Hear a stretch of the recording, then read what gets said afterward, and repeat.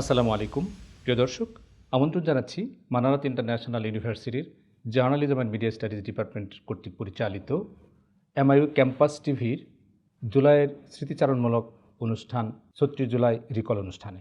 আজকের এই অনুষ্ঠানে আমন্ত্রণ জানিয়েছি বাংলাদেশ সুপ্রিম কোর্টের সিনিয়র আইনজীবী অ্যাডভোকেট মোহাম্মদ শিশির মনির। আপনাকে স্বাগত জানাচ্ছি। আমরা আসলে জানতে চাচ্ছিলাম যে আপনার জুলাইয়ের এক্সপিরিয়েন্স, এখান থেকে আমাদের যে বাংলাদেশের মানুষের যে প্রত্যাশা ছিল সেখান থেকে আমাদের প্রাপ্তিটা কতটুকু, আর ভবিষ্যতে আমাদের যে করণীয় কী হতে পারে, আপনার কাছে সেই বিষয়গুলি আসলে একটু জানতে চাইছি।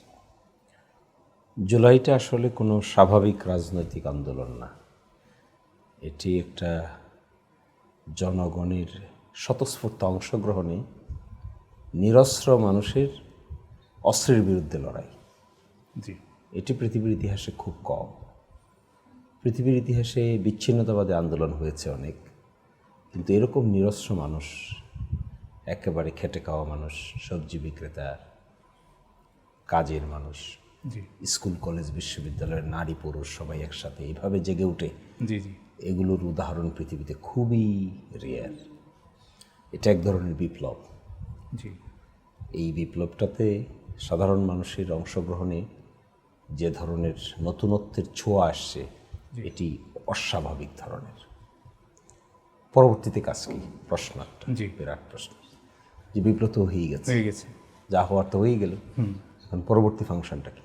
জি, পরবর্তী ফাংশনটা হওয়া উচিত ছিল যে রাষ্ট্র পরিচালনার যে মেকানিজম, জি, যে জন্য মানুষ ফাইট করেছে, ওই মেকানিজমগুলোকে স্বচ্ছতা, জবাবদিহিতার অধীনে নিয়ে আসা, জি, এবং সেটা করার জন্যই জুলাই সনদ। সেখানে ক্ষমতাটাকে বিভক্ত করে দেওয়া হয়েছিল। জি, একক ব্যক্তি বা গোষ্ঠীর কাছে কনসেন্ট্রেশন যেন না থাকে, কেন্দ্রীভূত ক্ষমতাই জুলাইয়ের মতো অবস্থার ডেভেলপ করে। সে ক্ষমতাটাকে আমরা বলছিলাম যে বিভক্ত করে দেয়। কীভাবে বিভক্ত হবে? বিভক্ত হয়ে যাবে, প্রাইম মিনিস্টারের হাতে সব ক্ষমতা থাকবে না, প্রেসিডেন্ট প্রাইম মিনিস্টারের ক্ষমতার ব্যালেন্স আসবে, সাংবিধানিক প্রতিষ্ঠানগুলোকে নতুন করে ঢেলে সাজাতে হবে, জি, যে কেউ যেন ইচ্ছা অনিচ্ছার উপর ভিত্তি করে যাকে ইচ্ছা তাকে হায়ার করবে, যাকে ইচ্ছা তাকে ফায়ার করবে, প্রাইভেট ইনস্টিটিউশনের মতো। এটি যেন আর কোনো দিন বাংলাদেশে না হয়। স্বাধীন মানুষ, কর্মক্ষম মানুষ, জ্ঞানী মানুষ, দক্ষ মানুষরা যেনই ওই পদগুলোতে আসতে পারে, এই মেকানিজমটা করা হয়েছিল।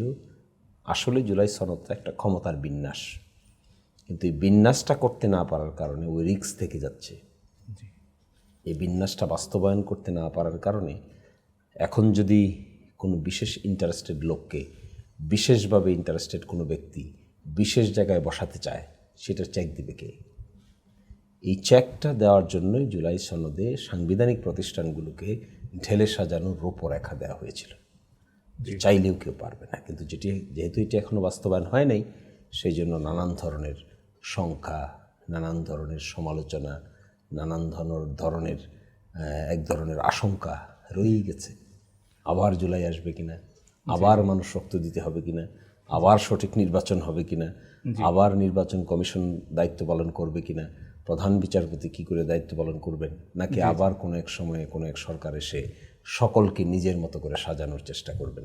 জি। এটিই হলো এখনকার সবচাইতে গুরুত্বপূর্ণ কাজ। আসলে এটা বাস্তবায়নের ক্ষেত্রে, জুলাই সনদটা বাস্তবায়নের ক্ষেত্রে আপনি বাধা কোন কোন দিকে দেখছেন? মানসিক করতে চায় না, সরকার বলছে তাদের 2/3 মেজরিটি আছে, সুতরাং তারা ঠিক করবে কোনটা বাস্তবায়ন করবে, কোনটা বাস্তবায়ন করবে না। আমরা বলছি জুলাই সনদ আমরা যারা স্বাক্ষর করেছি তার পরবর্তীতে গণভোট হয়েছে, সুতরাং সরকারের আর ওখানে সে কিছু নাই, সরকার শুধু বাস্তবায়ন করবে। সরকার বলছে তারা ঠিক করবে কোনটা আগে হবে, কোনটা পরে হবে, কোনটা পিক করবে, কোনটা চুজ করবে, এটাই বিতর্ক। আমরা বলছি এখানে পিকিং আর চুজিংয়ের ব্যবস্থা নাই, এটি গণভোট হয়ে গেছে, মানুষ তার মতামত প্রকাশ করে ফেলেছে, সুতরাং সরকারকে মানুষের মতামত পরিবর্তন করা, এই জায়গায় বিতর্ক চলমান। তাহলে কি আমরা সেই আগের জায়গা থেকে রয়ে গেলাম? তাহলে মানে অনেকটা এখনো পর্যন্ত আগের সিস্টেমে আছি আমরা। নতুনভাবে সাংবিধানিক কাঠামোর ভিতরে নতুন পরিবর্তনগুলো ইনক্লুডেড হয় নাই। বলা হচ্ছে করবেন, অক্ষরে অক্ষরে বাস্তবায়ন করবেন, তো সেটা বাস্তবায়িত হওয়ার জন্য অপেক্ষা করতে হবে। এখনো পর্যন্ত তো এমন কোনো বিল সংবিধানে আসে নাই। গণভোটের যে আদেশ ছিল সেখানে বলা ছিল যে নির্বাচনের পরে 180 দিনের ভিতরে এগুলো সম্পন্ন করা হবে। জি। তো নির্বাচনের পরে প্রায় তো 4 মাস 4.5 মাস চলেই যাচ্ছে, এখনও তো এই ধরনের কোনো পদক্ষেপ নেওয়া হয়নি। জুলাইকে ঘিরে আসলে সকল শ্রেণী পেশার মানুষের অবদান ছিল। সেখানে আইনজীবী, সাংবাদিক সবাই একটা বড় বড় পার্ট ছিল। আইনজীবীদের দিক থেকে একটু আপনার কাছ থেকে শুনতে চাচ্ছি যে তাদের কি অবদান, প্লাস সাংবাদিকরা আরও কি করতে পারতো, বা জুলাই পরবর্তী বাংলাদেশে আইনজীবী এবং সাংবাদিকদের যে একটা ভূমিকা, এটা কীরকম? যে কটা পেশা সমাজ পরিবর্তনে বড় ভূমিকা রাখে, জি। তার মধ্যে একটা হলো আইনজীবী আর একটা হলো সাংবাদিক। সাংবাদিক, রাইট। তো তারা চাইলে সমাজ পরিবর্তনে গুরুত্বপূর্ণ ভূমিকা রাখতে পারে। আইনজীবীরা যদি মনে করে যে তারা পরাধীন ভূমিকা পালন করবে না, তাহলে সমাজের জ্ঞানীগুণী লোকেরা, গুরুত্বপূর্ণ দায়িত্বশীলরা সোজা হইতে বাধ্য থাকে। একইভাবে সাংবাদিকরা যদি মনে করে যে স্বাধীনভাবে কলম চালাবে, কে ক্ষমতায় থাকলো, কে ক্ষমতায় থাকলো না, কাকে সে পছন্দ করে, কাকে সে পছন্দ করে না, তার উপরও নির্ভর করবে না, সে নির্ভর করবে নীতি এবং নৈতিকতার উপরে, তাহলে তো একজন মানুষ মহাপরাক্রমশালী হয়ে ওঠার সুযোগ থাকার কথা না। আমরা দেখেছি তো তৎকালীন দিনের সাংবাদিকরা প্রাইম মিনিস্টারকে কী ধরনের প্রশ্ন করত, মানুষ এগুলো নিয়ে হাসাহাসি করত। সাংবাদিকরা নিজেও এক সময় তার সাংবাদিকতার পেশা ভুলে একটা বড় অংশ রাজনৈতিক কর্মীতে রূপান্তরিত হয়েছিল।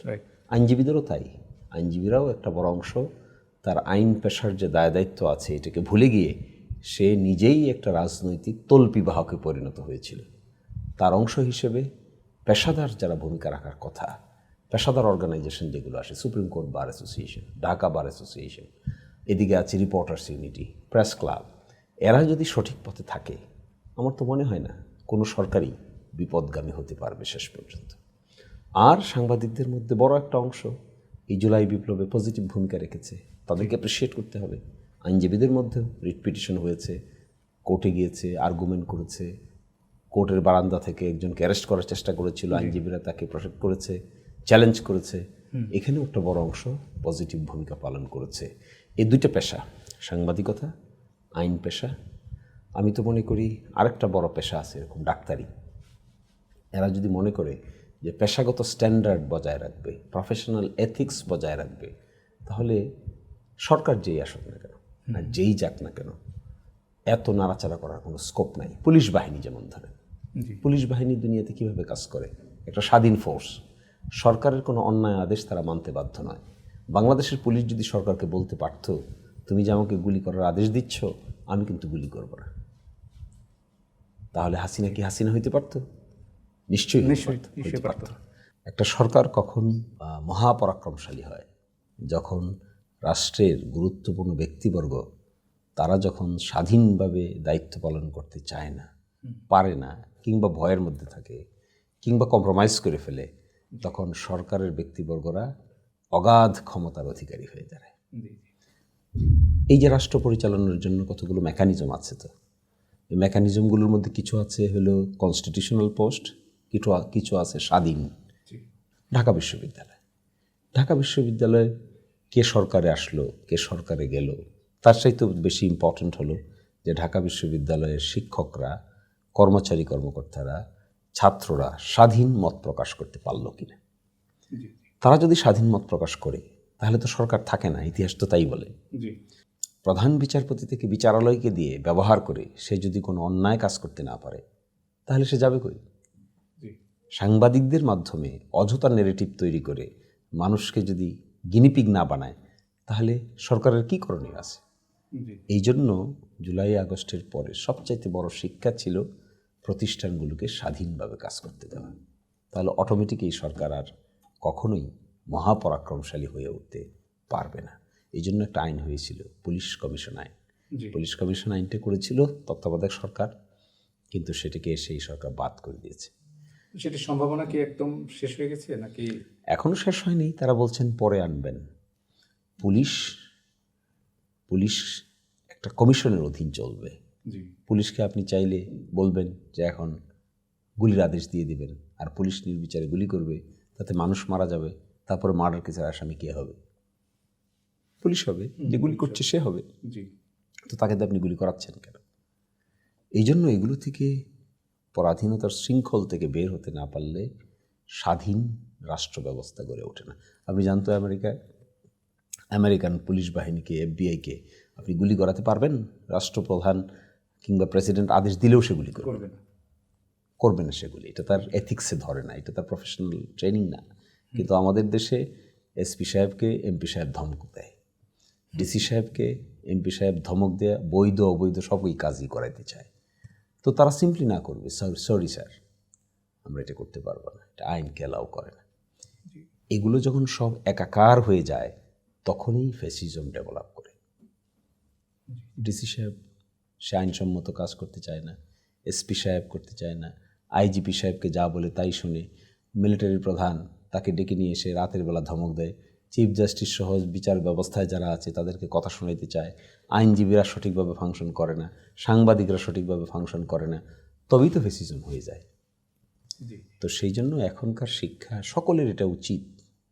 সারাদিন আমি এই কথাই বলি, এখনকার উচিত হলো স্বাধীন মনস্তত্ত্ব সম্পন্ন মানুষদেরকে সঠিক জায়গায় প্লেস করতে হবে, আর না হলে ফ্যাসিজম ঘুরে ফিরে বারবার আসবে। আসলে জুলাইয়ের যে প্রত্যাশা ছিল, প্রত্যাশা এবং প্রাপ্তির যে জায়গাটুকু, সেখানে একটা বিস্তর একটা ফারাক বাংলাদেশের মানুষ এখন দেখছে। আমরা প্রত্যাশা করি যে আগামীর বাংলাদেশ বিনির্মাণের জন্য এবং নতুন বাংলাদেশ বিনির্মাণের জন্য জুলাইয়ে যারা রক্ত দিয়েছে, যারা আত্মত্যাগ স্বীকার করেছে, তাদেরকে মূল্যায়নের জন্য হলেও জুলাই সনদ বাস্তবায়ন হবে, এটা বাংলাদেশের মানুষের প্রত্যাশা। প্রিয় দর্শক, এই ছিল আমাদের আজকের আয়োজনে। সকলে ভালো থাকবেন, সুস্থ থাকবেন, শুভকামনা সকলের জন্য। পরবর্তী পর্ব দেখার আমন্ত্রণ জানিয়ে আজকের মতো বিদায় নিচ্ছি। আল্লাহ হাফেজ।